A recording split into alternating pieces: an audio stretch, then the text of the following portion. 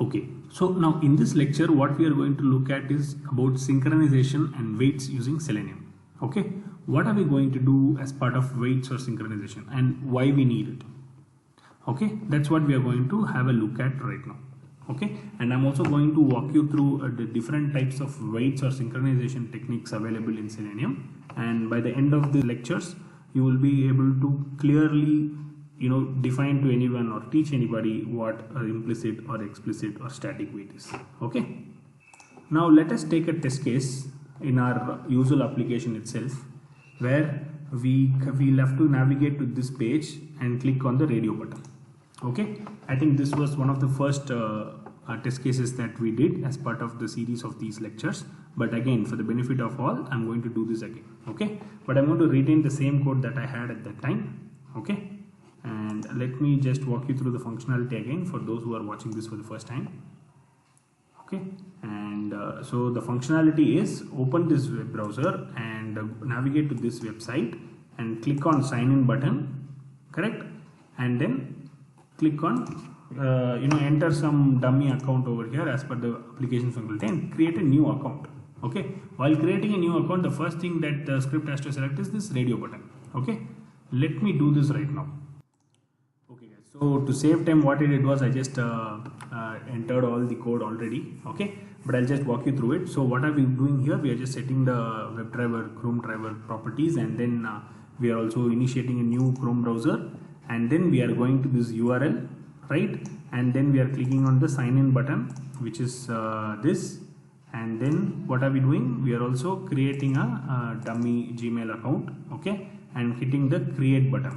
Okay, if you remember, this was the button. So what I'm doing is I'm clicking on sign in button, and then I'm entering some dummy value here, and then I'm clicking on create account. Okay, and now I've instructed Selenium to click on this radio button. Why? Let me show you that. So if you see, the ID is gender, ID underscore gender. Okay, the final step is I'm asking it to click on this radio button, correct? Now I'm saving this and I'm going to run this. Okay, let's see what happens. It has opened the browser and it is also navigating to the website mentioned. Okay, and now it is clicking on the sign in button. It has entered the dummy account and creating an account, and now it should fail. That's what I expect. Let's see. Yes, it has not clicked anything, and see here it has thrown an error. It says unable to locate element, right, by method ID selector ID gender, which means that what is ID gender here? It is the radio button. Click on the radio button, it is not able to find this. Why is it so? Like I explained before, it is not able to find, the DOM has not loaded. Okay, and so the Selenium, when it is trying to traverse through the DOM, document object model, that is the backend of the any of your websites, it is not able to find it. Okay, so that is why it is throwing this error. Now we need to, as an automation tester, you need to know to handle this. You cannot let the test case fail because it loads after a couple of seconds, correct? Now there are three ways to do this. So there is a method called implicit wait, there is a method called explicit wait, and then there is also static wait. I'll tell you why we need not use this. Okay, but generally people use implicit waits and explicit waits. Okay, we'll go through it one by one, don't worry. Okay, now the first thing that we are going to implement to handle this is called as the implicit wait.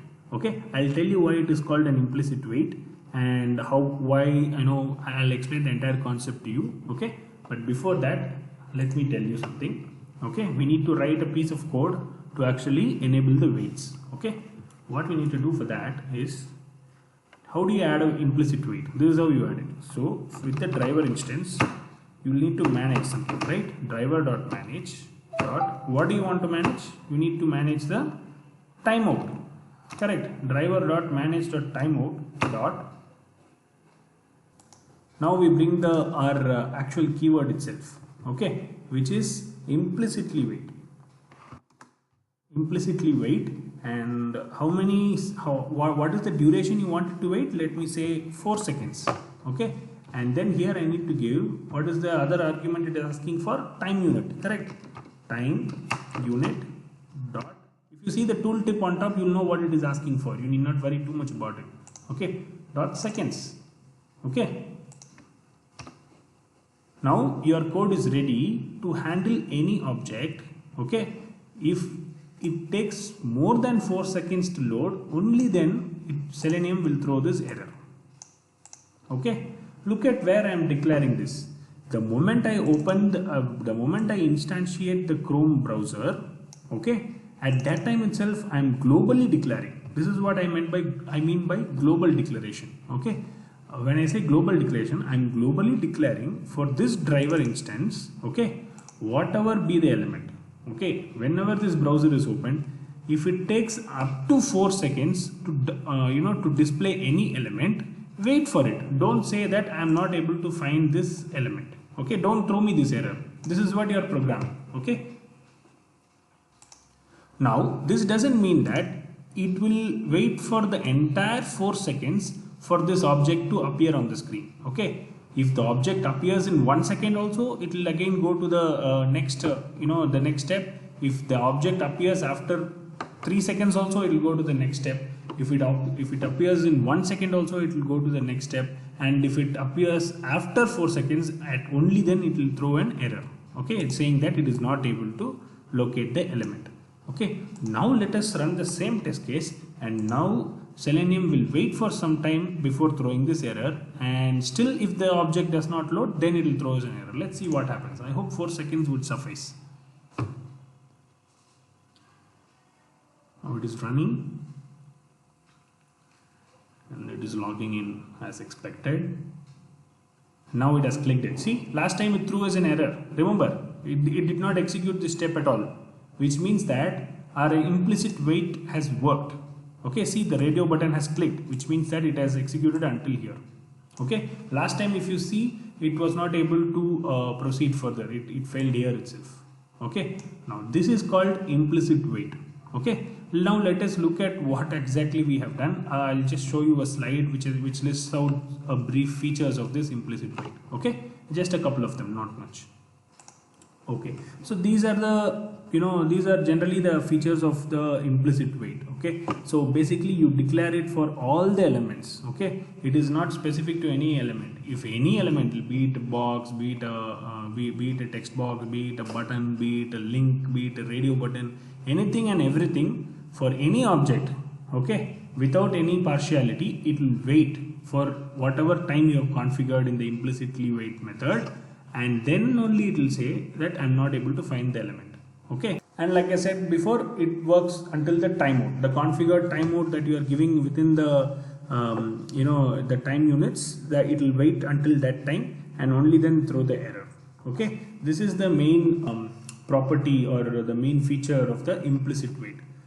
Okay, now the important thing to note here is that I am declaring it initially itself. Okay, that is basically, by initially I mean that we are having this for the entire driver instance. Okay, so this is the main concept of implicit wait. You are implicitly telling the driver, okay, fine, whatever happens, wait for 4 seconds. I am reiterating this again and again because most of us fail to understand the actual difference between the implicit and explicit wait. Okay, this is the main difference. It is declared globally and it will wait for any element.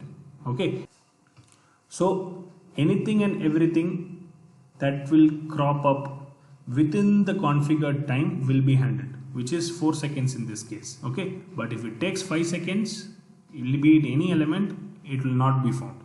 Okay, it will just say that I am unable to find the element. Okay, now this is the main concept of implicit wait. Now let's look at what explicit wait is. Okay.